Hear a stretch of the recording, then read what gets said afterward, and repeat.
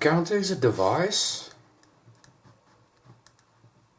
that has the ability to keep track of the number of clock pulses that has passed the circuit or the system.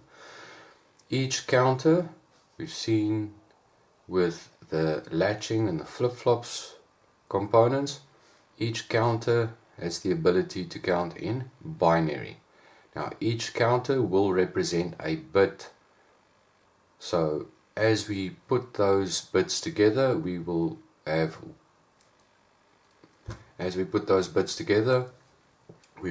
one bit representing our least significant bit, and on the other side the flip-flop will represent our most significant bit.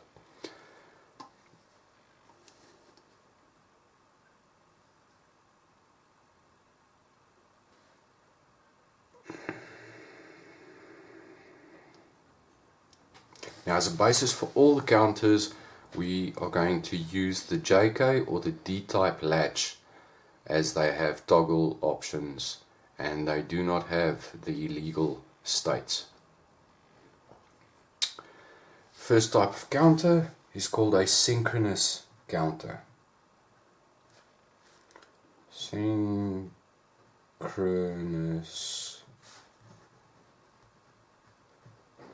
counter. So the synchronous counter will have multiple flip-flops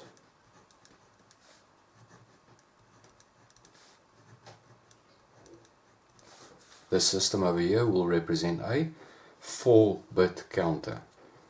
So one of them will represent my least significant bit. So in decimal that will be 1, 2, 3, 4. And on this side we will have our most significant bit. So in decimal that would be 1000, 2000, 3000. All these clock inputs in the synchronous counter is connected to a single clock or the same clock input. It makes it a synchronous counter because all the counters or all the flip-flops receive the same clock pulse, and then they are controlled individually by the previous counter or the previous flip-flop. The asynchronous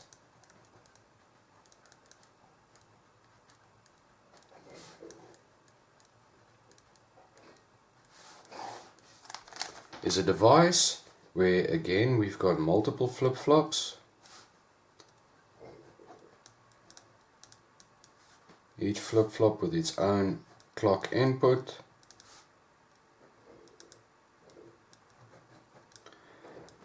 But instead of having the flip-flop controlled by the same clock pulse, we will only have our first input connected to the clock pulse. One of the outputs of this flip-flop will then feed in, remember the output is Q or not Q, so that will feed in as the input to my next clock pulse.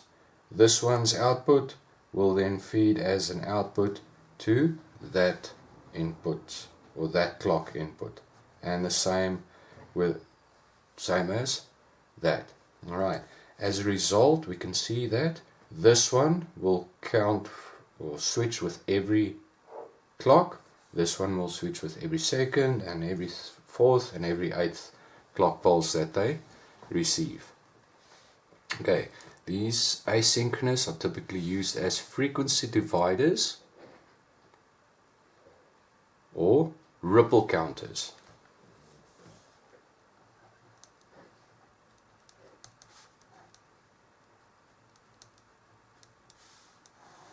Okay,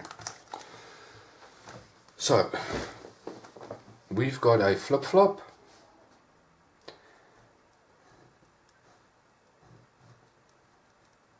And this flip-flop is a JK,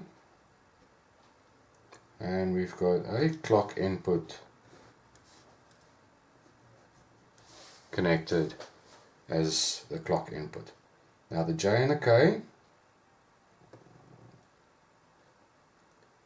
we merge and we connect to a constant high input. That puts the J and the K, both values are at 1. As a result, it is automatically connected into its toggle mode.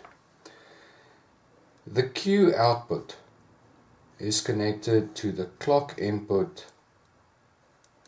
of the second JK. The JK inputs on this one also connects to the high, and then the Q will go on to the next and the next and the next. So my first or my least significant bit I will get off Q0. Then as we got more flip-flops going on this side, we will have Q1, Q2, Q3. Just to save data and time, I'm going to say that's Q1. So looking at the operation of this, we can see that J and K on the input is a 1. So when it receives the first clock pulse, JK flip-flop will toggle. That is a Q. Apologies for that. As the first clock pulse occurs, Q0 will switch from a 0 to a 1.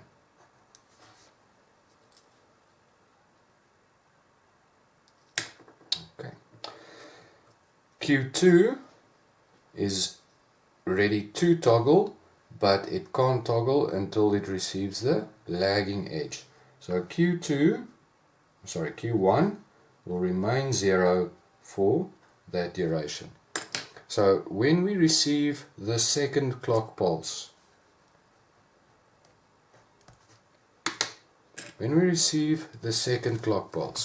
remember that is now a 1. So what happens is, as it receives that clock pulse, that 1 is going to become a 0. As that becomes a 0, the output over there is going to switch into high.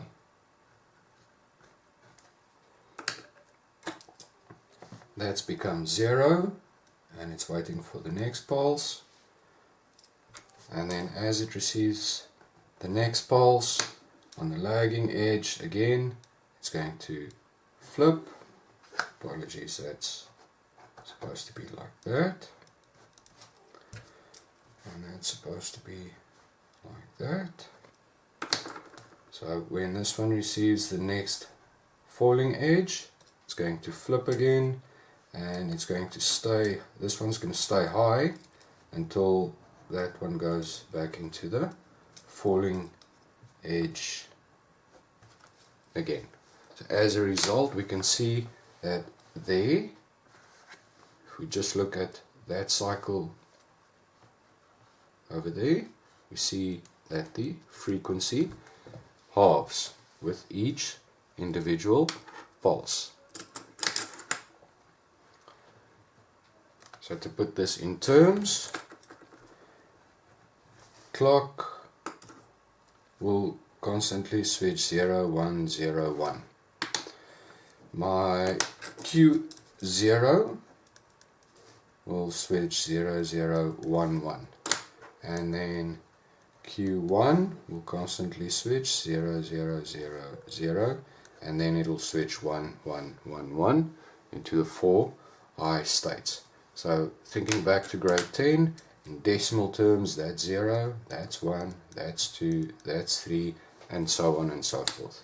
And there's the basic operation of the JK ripple counter as an asynchronous counter.